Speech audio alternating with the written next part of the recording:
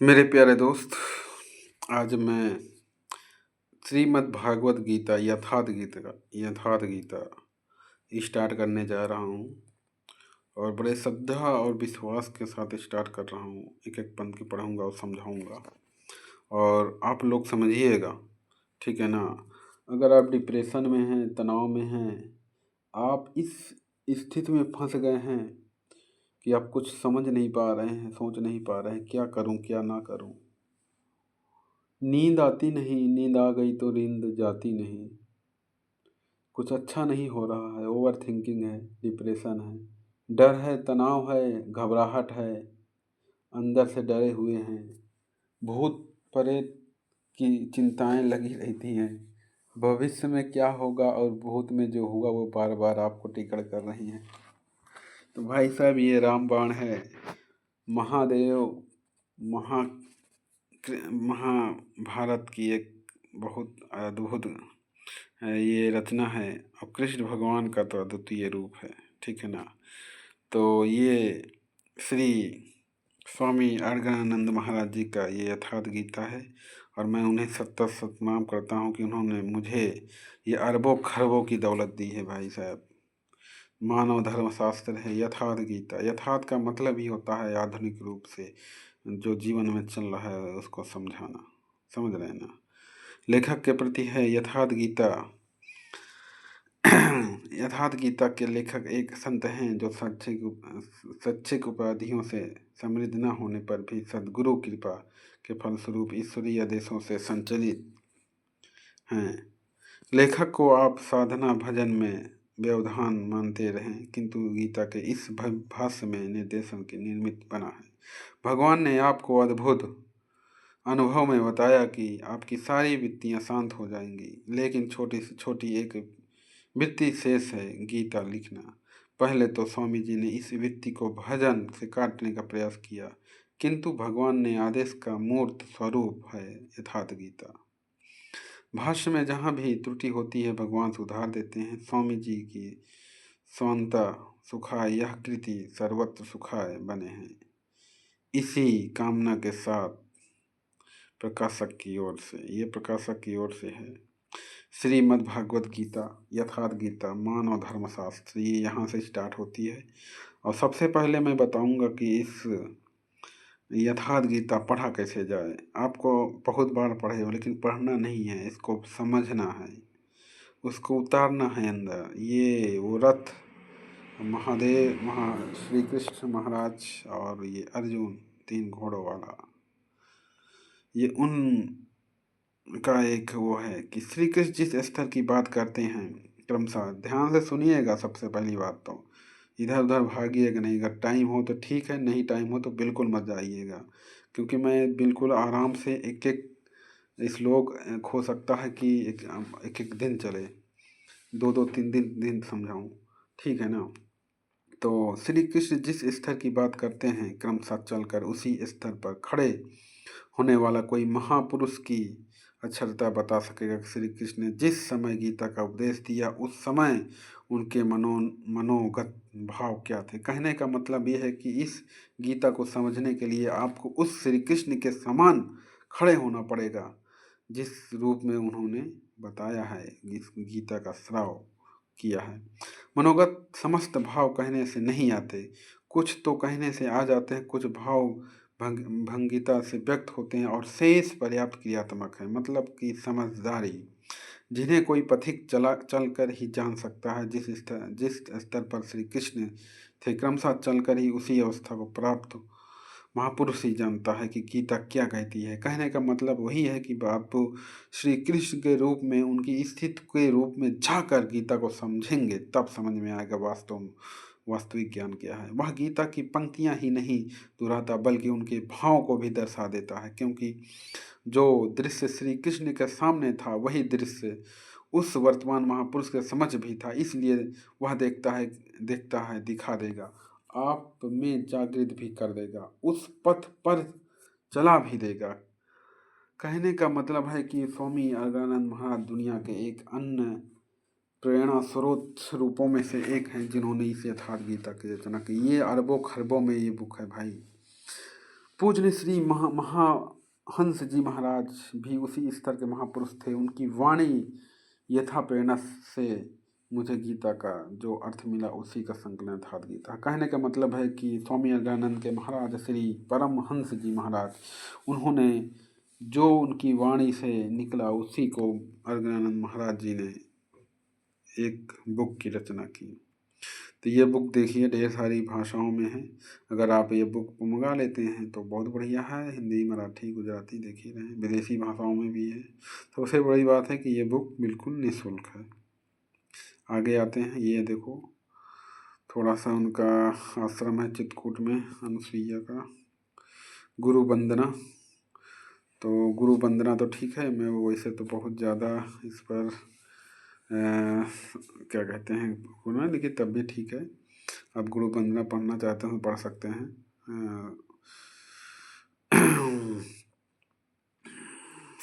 यह है गुरु वंदना, ठीक। आप पॉज करके गुरु वंदना कीजिए। और ये है हमारे गुरु आत्मने मोक्षे जगत हिताय च, स्वामी परमानंद जी महाराज, जिनकी कृपा से ये है हमारे अज्ञानानंद जी महाराज, परमहंस के महाराज का कृपा प्रसाद, अज्ञानानंद महाराज। ये देखिए विश्व धर्म संसद, ये सब दिया गया है इस बुक। माननीय उच्च न्यायालय ने इस बुक को एक ऐतिहासिक निर्णायक क्या कहते हैं जजमेंट दिया है। ये इंग्लिश में है। आप देखिए यहाँ से शुरू होती है। तो गीता मानव मात्र का धर्मशास्त्र है। महर्षि वेदव्यास जी इसके बारे में क्या कहते हैं समझिएगा।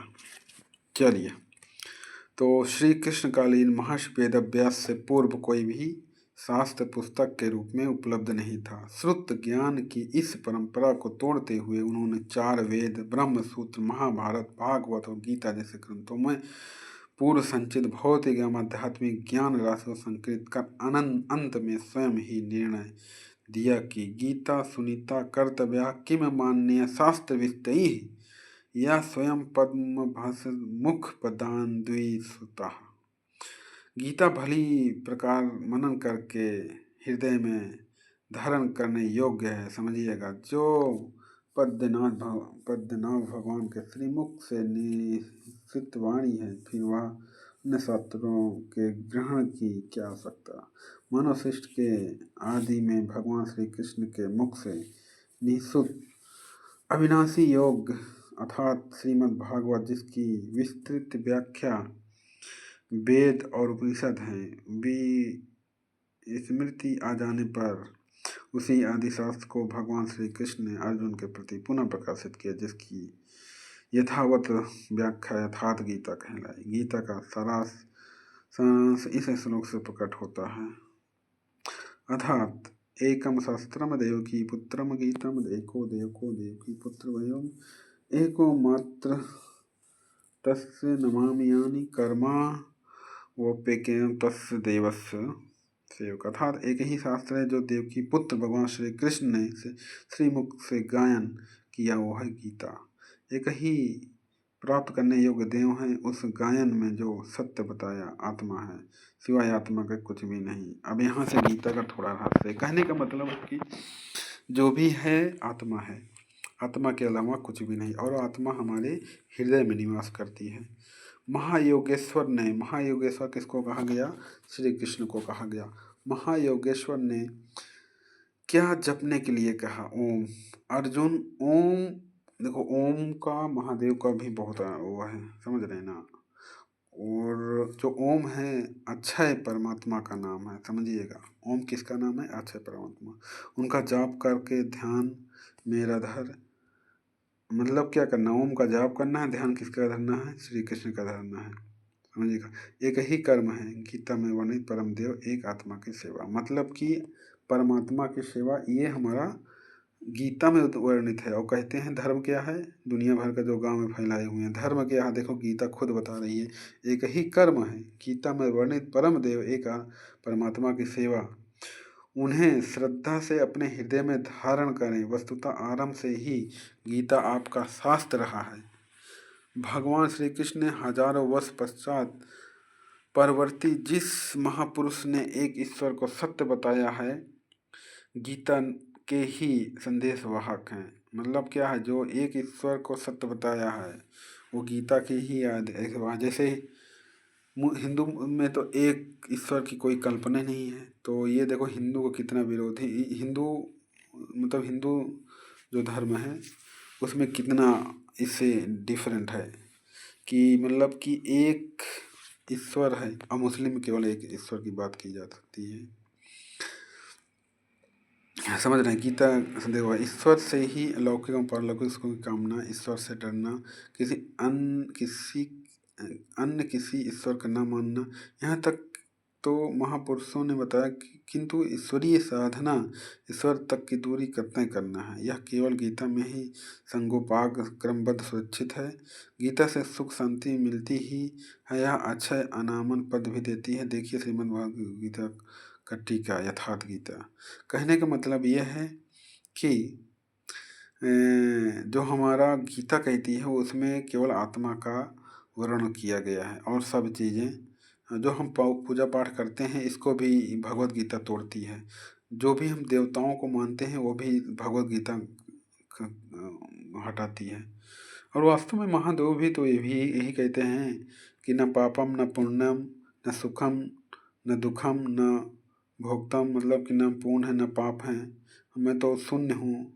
उसमें देखो ढेर सारी चीज़ें हैं, तो वो तो गीता का ही देखिए वो पाठ है ना। यद्यपि विश्व में सर्वत्र गीता का सादर है, फिर भी यह किसी मजहब या संप्रदाय का साहित्य नहीं बन सके, क्योंकि संप्रदाय किसी न किसी रूढ़ से जकड़े हुए हैं। देखो कितनी गजब की बात की है। भारत में प्रकट हुई गीता विश्व मनीषा की धरोहर है, अतः हम इसे शास्त्रीय शास्त्र का मान देकर उच्च नीच भेदभाव या कलह परंपरा से पीड़ित विश्व के संपूर्ण जनता को शांति देना है। देखो कितना बढ़िया संदेश है इस गीता का। मतलब कि हम लोग क्या है कि रूढ़वादियों से जुड़ा हमारा जो समाज है परंपराओं पर आधारित है। जैसे जो परंपराएं चली आ रही वो कंटिन्यू चली आ रही, इधर समाज में ऊंच नीच का भेदभाव है, कला है, परंपरा यही सब चली आ रही है कि तुम ये गोरे हो, तुम काले हो, तुम हिंदू हो, तुम मुस्लिम हो, तुम हरामी हो, तुम चूतिया हो, ये सब चला आ रहा है। तो गीता तो बिल्कुल अलग है भाई। अभी मैं बताऊंगा कि अगर आप देवी देवता को मान रहे हो तो गीता बिल्कुल नहीं समझ में आएगी। अगर आपके अंदर अंधविश्वास भरा हुआ है कि भगवान है, ये ईश्वर हैं, वही जो करेंगे वही हम करेंगे, तो तुम गीता बिल्कुल मत पढ़ो, निकल जाओ यहाँ से। और बिल्कुल चले ही जाओ, समझ रहे हो ना, क्योंकि गीता उन्हीं को समझ में आएगी जिसे मैं बताऊंगा, ठीक है ना। अब यहाँ से मेन गीता स्टार्ट होगी, और अभी तक जो हुआ वो कुछ नहीं था, तांडव था, तांडव तो अब शुरू होगा। तो यहाँ से मैं वीडियो ख़त्म करता हूँ, और इसके बाद श्रीमद् भागवत गीता का यथार्थ गीता ये यहाँ से स्टार्ट होगा। यहाँ से समझने योग्य बातें था, अभी तक तो केवल इसका परिचय रहा है। तो बहुत बहुत धन्यवाद। हमारे इस सेशन में आइए, जुड़िए, और अपने डिप्रेशन, अपने टेंशन, अपने तनाव को दूर कीजिए, जीवन जीने की कला को समझिए। जो एक बार श्रीमद् भागवत गीता समझ लिया वो बड़ा जीवन उसका सुखमय, सरल और आनंद से भर जाएगा। क्योंकि मैं भी आज 4 साल से डिप्रेशन में रहा भाई, 4 साल से डिप्रेशन में रहा। 4 साल डिप्रेशन होने के बाद ज़िंदगी झंड हो गई। उसके बाद मैंने श्रीमद् भागवत गीता को उठाया, तब मुझे लगा कि हाँ, who I am the unique person, I do everything. इन 4 साल की डिप्रेशन ने मेरी ज़िंदगी बिल्कुल ख़त्म कर दी, ठीक है ना। तो मैं भी चाहता हूँ कि आप लोग समझिएगा, और मैं पार्ट समझाऊँगा, अच्छे समझाऊँगा कि डिप्रेशन से कैसे निकला जाए, कहाँ कहाँ डिप्रेशन शुरू हुई, कैसे शुरू हुई, ठीक है ना। चलिए बहुत बहुत धन्यवाद। और आइए